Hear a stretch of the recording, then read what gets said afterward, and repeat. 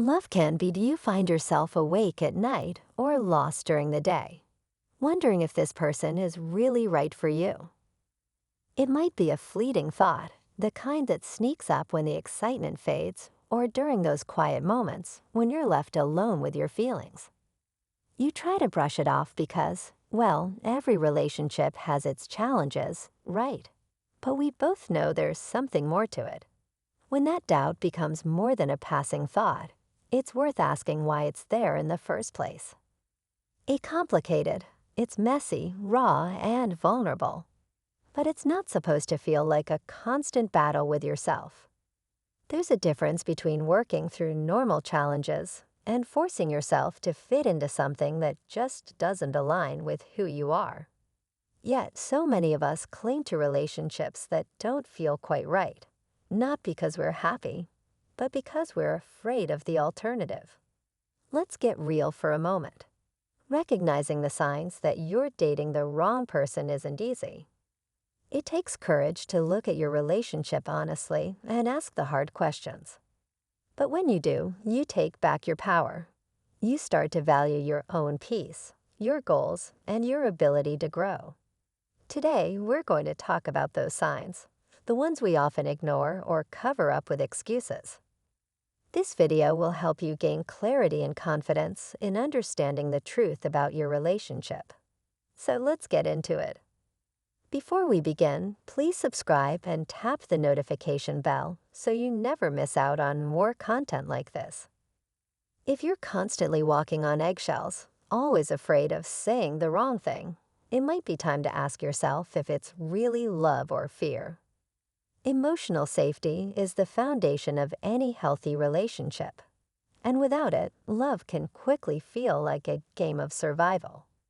Do you find yourself weighing every word before you speak, second-guessing your tone, or replaying conversations in your mind to figure out where you might have gone wrong? It's exhausting, isn't it, to constantly navigate a minefield that's supposed to feel like home? Think about this for a moment. Have you ever caught yourself tensing up before bringing up an issue? Maybe you wanted to talk about something simple, how their habits affect you, a small miscommunication, or even a boundary you'd like to establish. But your heart races at the thought of how they might react. Will they get defensive, dismiss your feelings, or turn the conversation around so suddenly you're the one apologizing? This isn't love, it's self-preservation. A healthy relationship doesn't feel like a courtroom where you're pleading your case just to avoid conflict. Let's bring this back to Stoicism for a moment. Marcus Aurelius once said, "You have power over your mind, not outside events." Realize this, and you will find strength. Emotional safety begins with understanding that while you can't control your partner's reactions, you can control your response to the situation. If their behavior repeatedly disrupts your peace, it's worth asking why you're allowing that pattern to continue. Always remember that a healthy relationship is one where you feel free to express yourself without fear of judgment, ridicule, or punishment. You should be able to show up as your most authentic self, even in moments of vulnerability. If you're suppressing your voice, your needs, or your boundaries just to keep the peace, what you're really doing is trading your emotional health for temporary stability. And that trade-off isn't sustainable. Let's unpack what this might look like day to day. Maybe you avoid asking for what you need, time, support, or even affection, because it's easier than dealing with their response. Or perhaps you tiptoe around conversations about money, future plans, or past mistakes, because you know those topics will lead to an argument. Over time, you begin to internalize the idea that your feelings don't matter as much as theirs. You learn to avoid conflict at all costs, even if it means betraying your own truth. But the harsh reality is that this isn't love. Love doesn't require you to walk on eggshells. It doesn't demand that you shrink yourself or silence your thoughts just to avoid conflict. Real love holds space for difficult conversations, for disagreements, and even for hurt feelings, because it's built on trust, not fear. So how do you begin to change this dynamic? First, take an honest look at your relationship. Start by journaling about recurring patterns. Ask yourself, are there certain topics I avoid because they always lead to conflict? Do I feel heard and valued when I express my feelings, or do I feel dismissed? Am I constantly apologizing for things I shouldn't have to apologize for? Writing things down can be incredibly powerful because it helps you see the bigger picture. Patterns that felt random or insignificant start to come into focus. And with clarity comes the ability to make better decisions. Next, try to practice open communication. This doesn't mean confronting your partner with anger or blame. It means approaching the conversation with curiosity and vulnerability. For example, instead of saying, "You never listen to me," try something like, "I feel like I'm not being heard sometimes, and it's really important to me that we work on this together." Notice how the focus shifts from accusation to collaboration. Of course, communication is a two-way street. If your partner is willing to meet you halfway, there's hope for growth and change. But if they respond with defensiveness, gaslighting, or outright hostility, it's a sign that the relationship may not be as emotionally safe as it needs to be. Remember, your peace of mind is priceless. Stoic philosophy teaches us to prioritize our inner world above all else. No relationship, no matter how much history or potential it holds, is worth sacrificing your emotional well-being. If you find yourself constantly walking on eggshells, it's time to ask a hard question. Are you staying because you're truly happy, or because you're afraid of what might happen if you leave? The choice to address this dynamic or to walk away if it doesn't improve requires courage. But here's the good news. Every step you take toward protecting your peace brings you closer to the kind of relationship you truly deserve. One built on trust, respect, and the freedom to be yourself. Your energy, confidence, and peace. Stoicism offers an incredible lesson here. Epictetus famously taught, *, make the best use of what is in your power, and take the rest as it happens, *. Think about that for a second.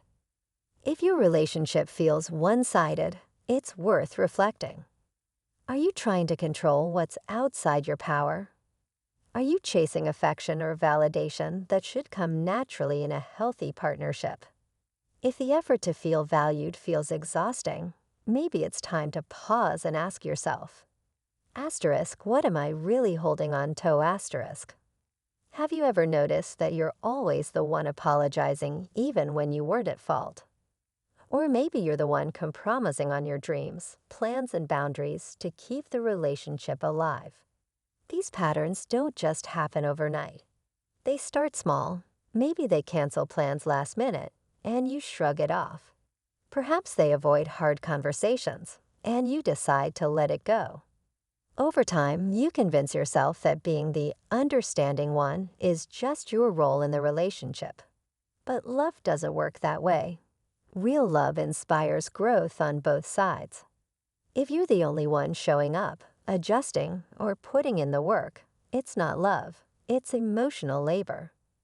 So how do you address a one-sided relationship? It starts with honesty, first with yourself and then with your partner.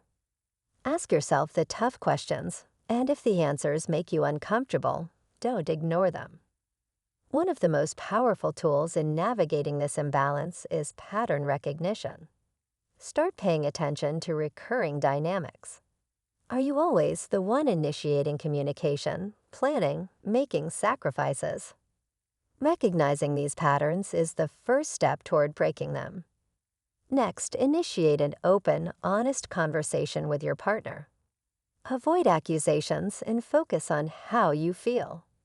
The goal isn't to point fingers or keep score. It's to build awareness and create space for change. A healthy relationship isn't about one person being perfect. It's about two people being willing to grow together. If you've voiced your feelings, set boundaries, and still see no change, it's time to make a choice.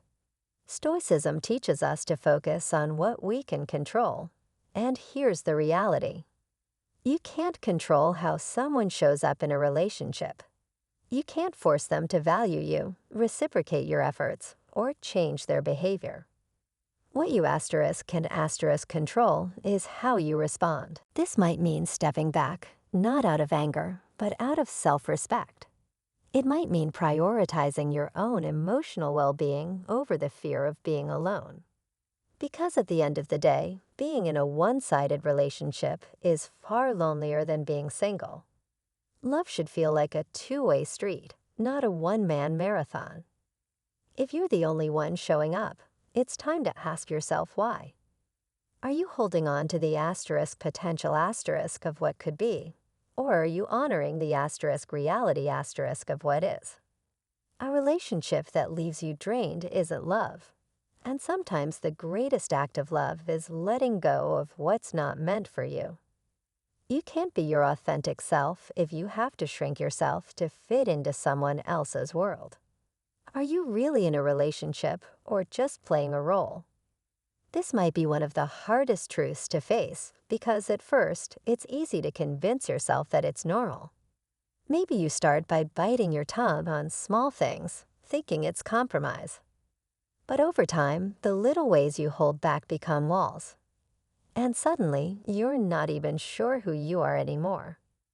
Let's say you're in a relationship with someone who has a passion you don't share, so you pretend to enjoy it. Maybe it's a hobby, a belief system, or even just their favorite type of music. You laugh at jokes you don't find funny, agree with opinions you don't hold, or force yourself to blend in with their friends, even though you feel like an outsider. And those personal things you once loved about yourself, the ones that made you feel unique, they slowly start to disappear because you fear they'd be too much for this person to handle. What's worse is that this dynamic can creep into vulnerable moments too. You might hesitate to share how you're really feeling, whether it's stress at work, excitement about a goal, or even doubts about the relationship, because you're not sure they'll accept it. You end up censoring yourself, choosing your words carefully, and second-guessing how they'll react. And in the process, you lose the comfort and ease that should come naturally when you're with someone who truly sees you. A relationship should feel like sunlight for a garden, helping you grow, not suffocating your roots. Think about a healthy garden. Every plant has its own space to flourish. Some are bright and showy, others are quiet and understated, but together they create something vibrant and alive. Now imagine trying to force every plant into the same shape or trimming the ones that grow too tall. The garden wouldn't thrive, it would wither. And the same is true for relationships. This is where Stoicism offers more clarity. Marcus Aurelius once wrote, waste no more time arguing what a good man should be. B1 replace good man with true self and you have a reminder that authenticity isn't negotiable. Pretending to be someone you're not doesn't just cost you your peace, it disconnects you from your true purpose. A Stoic approach calls us to live in alignment with our nature, not someone else's expectations. Ask yourself, when was the last time I felt fully at ease with my partner? Am I hiding parts of myself to avoid conflict or rejection? Do I feel seen and valued for who I truly am, or only for the version of me that fits their preferences ? These aren't easy questions, but they're necessary. Because here's the truth. When you sacrifice your authenticity, you're not building a real connection. You're building an illusion. And illusions crumble under the weight of real life. Rediscovering your authentic self starts with small but meaningful steps. Start by reconnecting with the things that make you feel alive, even if they don't align with your partner's interests. Maybe it's a hobby you stopped pursuing, a type of music you love, or even just speaking your mind about something you care about. These moments of self-expression remind you of who you are beneath the mask. Next, bring that authenticity back into the relationship. This doesn't have to be confrontational. It's about inviting your partner into your world. Share a story about why you love something. Express an opinion you've been holding back, or let them see a vulnerable side of you. If their reaction shows acceptance, that's a good sign. It means the relationship has the potential to grow into something stronger, where both people can be their full selves. But if they resist or reject your authenticity, it's worth asking. Am I building a future with someone who doesn't truly see me? Fear has a way of rooting us in places we don't belong. It whispers, what if this is the best you'll ever have, or what if you're alone forever, And so we stay, not because it's what we truly want, but because we're too afraid to let go. The thought of starting over is terrifying. Walking away from years of shared memories, routines, and plans feels overwhelming.